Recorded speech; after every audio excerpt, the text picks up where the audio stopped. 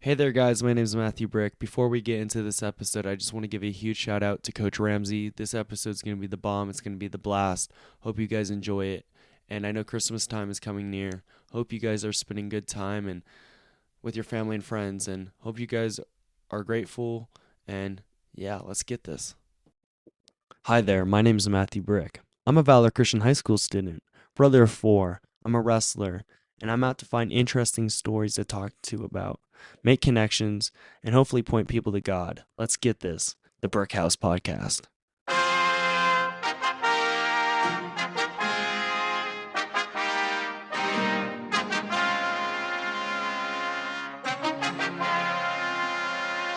This is Brickstone. This is your house. Presenting the Brick House Podcast. The Brick House. Here comes the boom.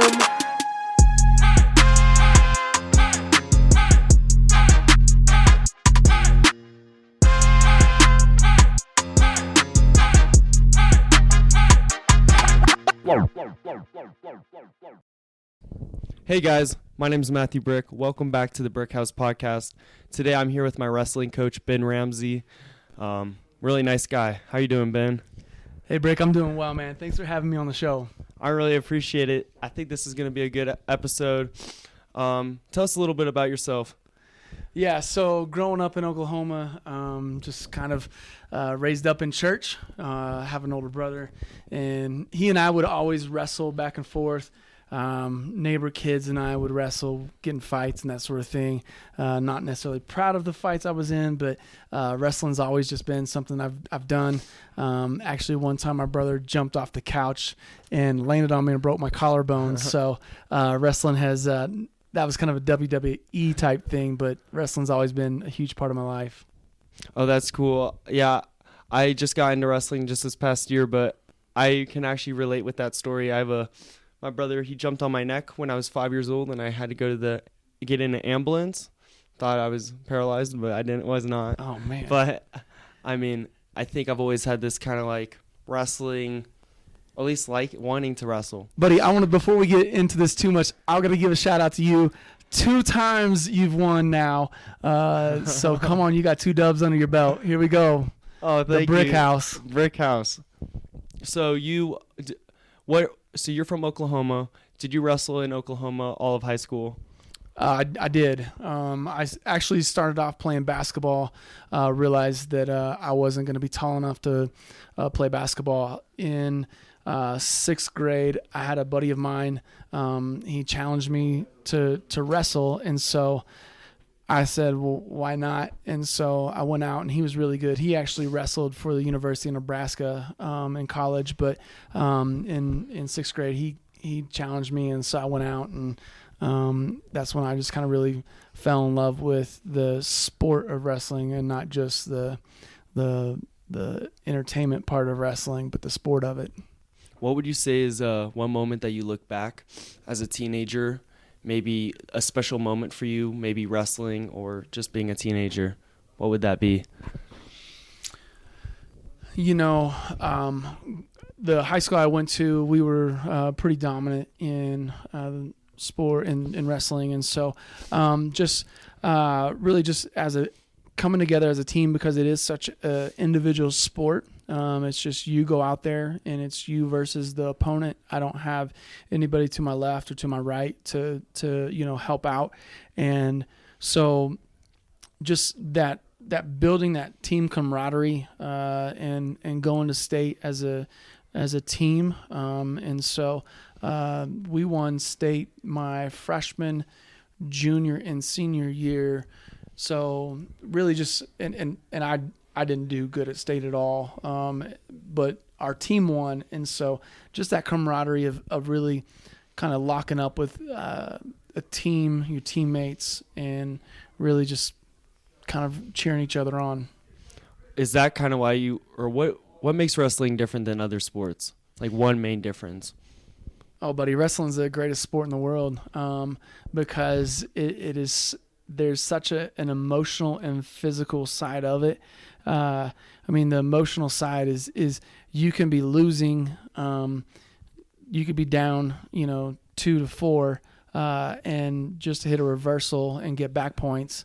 And now you're up, 5-4. And there's just an emotional roller coaster of it. Wins are really high, losses are really low, and trying to just navigate through all of that. And just so the psychological piece of it, the emotional piece of it really plays into it. And so, I think it's the greatest sport in the world because it builds a lot of a character in a person. Yeah, that's kind of why I started wrestling, not for any specific reason. I mean, my dad, he wrestled. His family down in Chicago, big wrestling family. Beat the streets. Yeah, no. All my cousins on that side, uncles, they're all wrestlers, but they all started when they were little. But what made you? When did you know that you'd want to be a coach, and why? So, I actually took a class in college, and the class was coaching, and so it's the fundamentals of coaching. Unfortunately, it wasn't. They didn't focus a lot on coaching wrestling. It was more of like, hey, we're going to study Coach Krzyzewski, Coach K from Duke, Coach Bob Knight, Coach Henry Iba. And so it was just all of these basketball coaches. And really the thing is why I wanted to do it, why I wanted to take the class was because I wanted to invest in young people. I knew that at a young age that God was going to call me, that God was calling me into ministry. And so I just, at a young age, right in high school, I wanted to coach kids, teenagers. It was part of just what God was calling me to in ministry. And so I did student ministry for a long time. I did student ministry for roughly around 18 years. And coaching was just one of those things where I coached kids through life challenges. And so coaching has just been kind of one of those things that just was a natural fit.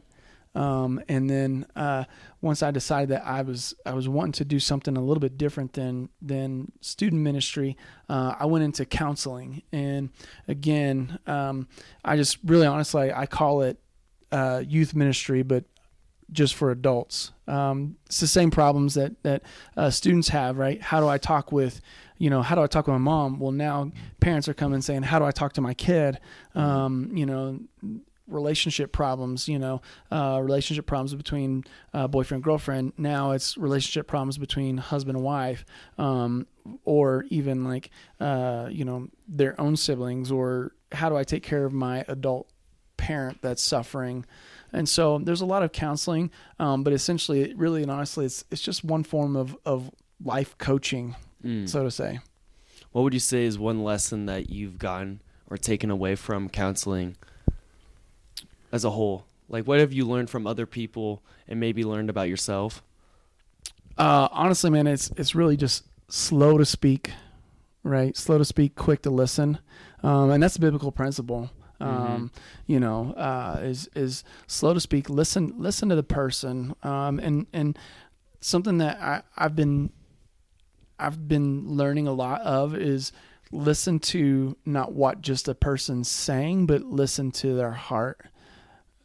A lot of times, I use this example a lot, right? It's like, my wife will say, hey, why am I the only one that unloads the dishes? Well, I've unloaded the dishes. We have 4 kids. The kids have unloaded the dishes. My wife's not saying that we don't ever unload the dishes. What she's saying is, I need some help, right?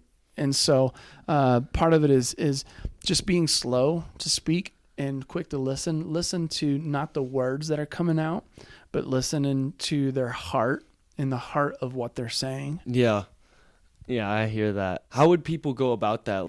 The reality of it is young people, and I'm still trying to figure it out as well, okay? But we all want to be like independent. You want independence, right? That's the great thing about getting your driver's license. Shout out to Matthew Brigg, just turned 16. Won't be getting it anytime soon. No. You it's going to come soon. But the great thing about having your driver's license is you feel that sense of independence. We all want that independence, and so that is a great thing. But also, people can isolate themselves as well, and so when we're walking through the halls here at Valor, or you're walking through the halls there at your school, whoever's listening online, you're walking through the halls. You don't know what that person's going through. You don't know what they're dealing with at home. You don't know the struggles that they may be having, relationships, whether that's a parent or just a sibling or a friend. Maybe that friend doesn't go to the same school, but just really trying to hear them and make sure that they feel noticed. That's huge. Was there anything that you ever felt misunderstood about, or like a struggle that you felt like you had to overcome? Yeah, so I can remember all the way back to like first grade. My grandparents would come and pick me up from school, and they would take me. I grew up, again, it's kind of a smaller town in Oklahoma, a town called Choctaw. And so my grandparents would come pick me up, and they would take me to this senior adult's house, kind of I'll just call her an old lady. I know it's not politically correct, but anyway. Yeah. And so I would go to this older lady's house, and I would sit and read books with her. And then my grandparents would take me back home. And then once I got into like second grade, I had to go to like this special reading class. I wasn't real for sure why I was going there. Mm-hmm. But I have dyslexia, and so reading was extremely hard for me. That's been a challenge that I've always had to overcome. And I can remember, goodness, when I was young, my parents would bought me a subscription to Sports Illustrated for kids. It was essentially, it's Sports Illustrated, but just written more on a kid's level. And so because I love sports so much, I could comprehend what was happening, even though I couldn't read the words correctly. Yeah. And so that was one thing that was really helpful for me to help overcome the dyslexia, but I still struggle with it today. Yeah, I think there's even I have some struggles, and it's like kind of learning how to those struggles might never go away, but even like how I interact between my brothers, I'm realizing that I can't change them. I can only change myself, and I know that's completely different, but I can only keep moving forward. I can't look. They always say don't look in the past, but yeah, don't look in the rearview mirror, man. That's when you get a wreck. Except when you're driving. Well, yeah, you don't want to stare in the rearview mirror because then you don't know what's in front of you. So yeah, I'm just learning all that. I have 12 hours of driving. Not a lot. You got to start somewhere though. Oh yeah, I'm ready to go on the highway. That's what I'm telling my parents. That's right. Jump on the highway, because then you don't have stop and go traffic, right? You just keep going. Mm-hmm. What would you say being a counselor? I know this is kind of like a question, but what do you think being a counselor might help being a coach, or do you think a coach helps being a counselor? That's a great question. They go hand in hand, especially with the sport of wrestling. There's a lot of just there's a lot of mental games that go in with wrestling. You can be a really good wrestler and have a really bad performance. You can always, you may be able to relate to this and not calling you out in a negative way, mm-hmm. But, yeah. You experience a loss after loss after loss, and you go through a whole year without a win. Yeah. You're discouraged, and you may want to feel like you give up. Mm-hmm. But you need somebody to come alongside you and encourage you and tell you, hey, listen, you know what? Keep your head up.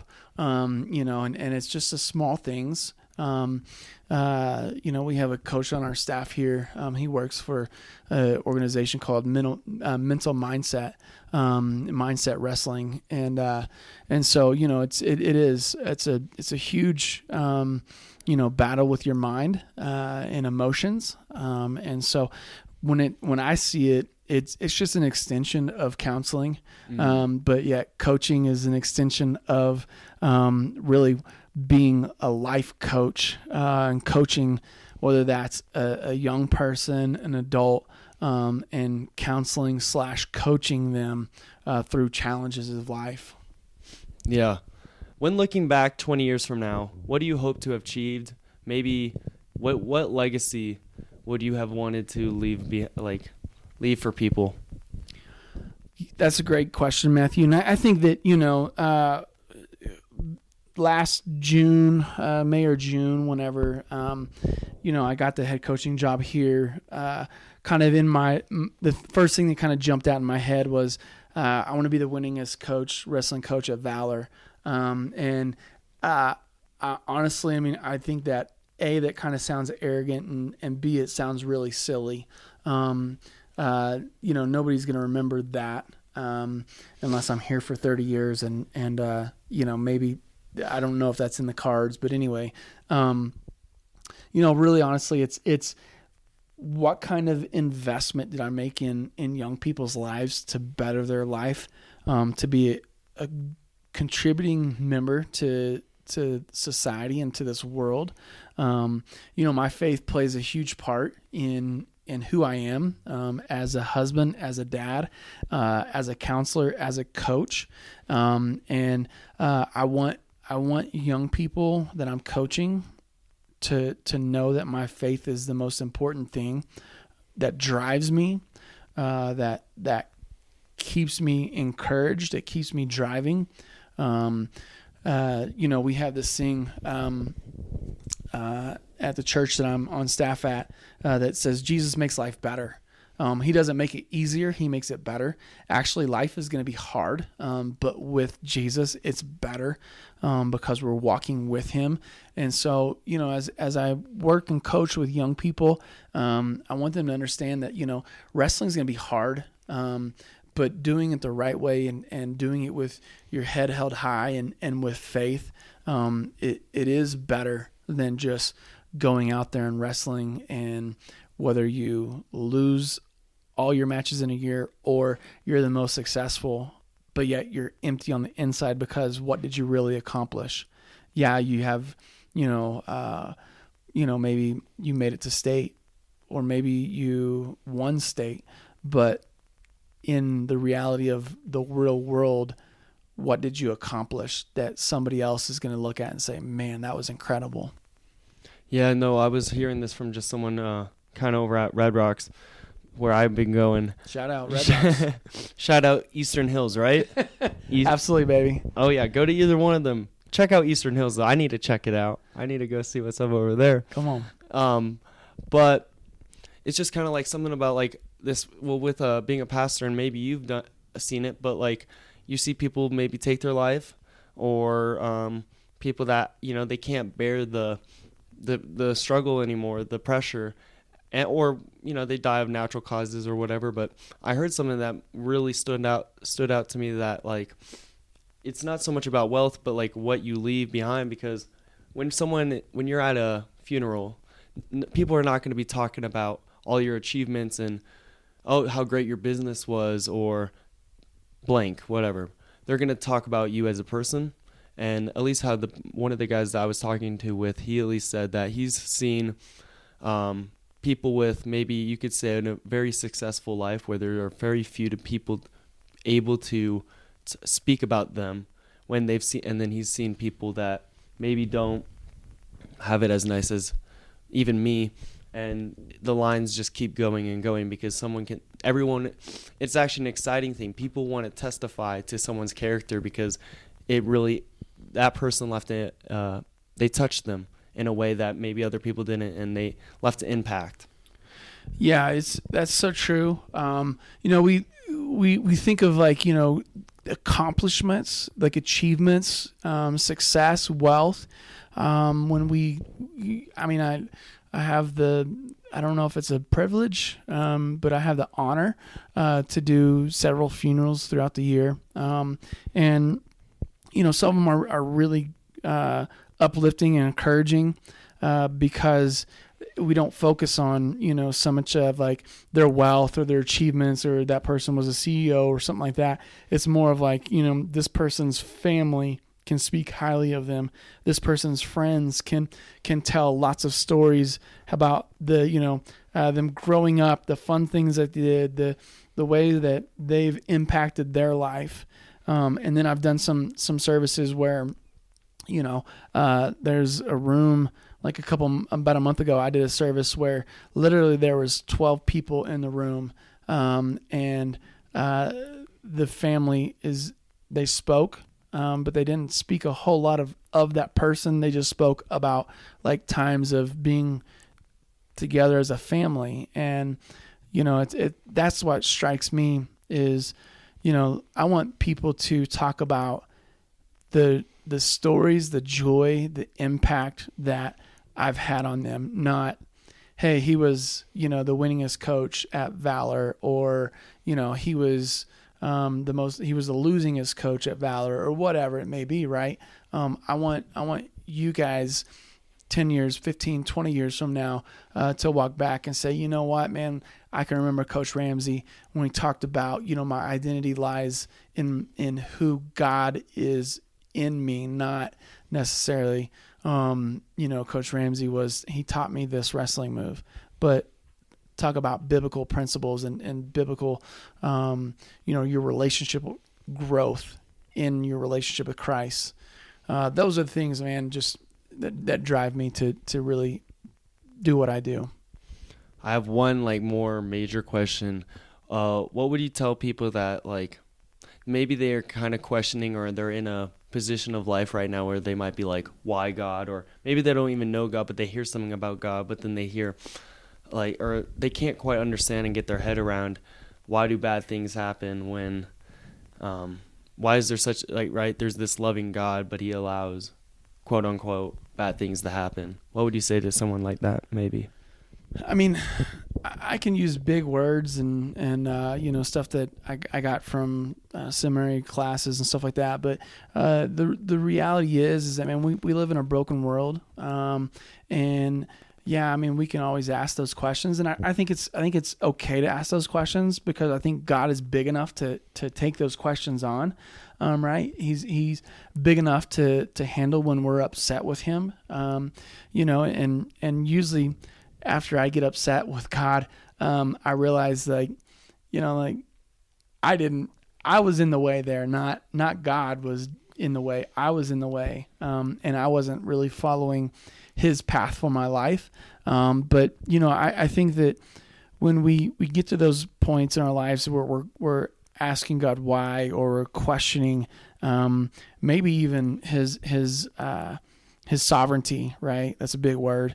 We're questioning why he allows bad things to happen to good people. We have to remember, like, God's not punishing us. God's actually wanting to build character in us. He's wanting to see us grow through those challenging times, those times of challenges or times of hurt. He's wanting us to actually lean into him, instead of push away from him to try to get through it on our own. He's wanting us to lean into him. The thing I explain to a lot of people is God wants you to crawl up in his lap. If you and I, if we're kiddos, right? Like, you and I wouldn't do this now as teenagers and as a 40-year-old man. If I fall and scrape my knee, we're going to get up and we're going to rub some dirt on it, right? And walk it off. But as a little kid, they want the comfort of their parent. Yeah. Right. And so God, and what happens to that little kid, he goes and he sees his mom or he sees his dad, and mom or dad picks him up and comforts him. Yeah. Right. Well, when we're going through a difficult time, God wants to do the same thing, right? He wants to pick us up. He wants to comfort us. He loves us so much that he wants to pick you up and love you through that hurt. And so, we can challenge or question, why, but the reality is that God wants us to grow and lean on him. Oh, I love that answer. Thank you. All right. I'm going to do a little 180 turn. Yeah. If you don't mind. Let's make it happen. I call this rapid fire. I'm going to give you 3 questions, and they're kind of like fun questions. So I'm going to give it to you. Let's go. What is your special talent, if you have one? Oh gosh, special talent. Let's see here. I can burp on command. I swallow air and then just burp, and I can do it. I mean, I can almost do the whole alphabet. I might have to see that sometime. Not on the podcast. No, though. not on the podcast. All right. You don't want people to save it and then be like, "This is Coach." What is your favorite family game? Or like, I know we're coming up to the holidays, and my mom already is seeing like games on Instagram, and is like, "We got to do this." I don't know. Do you have a game? So my daughters and I, we like card games, and so it's like a game called Nerds, Gin Rummy. We like those, but like if it's like we got to include the whole family. There's 6 to 10 of us playing. We have a game called Family Feud. It's that. I love that kind of stuff right there. You're pretty competitive. Absolutely. Oh yeah. Yeah. I was gonna say I have a motto. My family, if you're listening, you know exactly what that is. I'm not gonna share it though. Okay.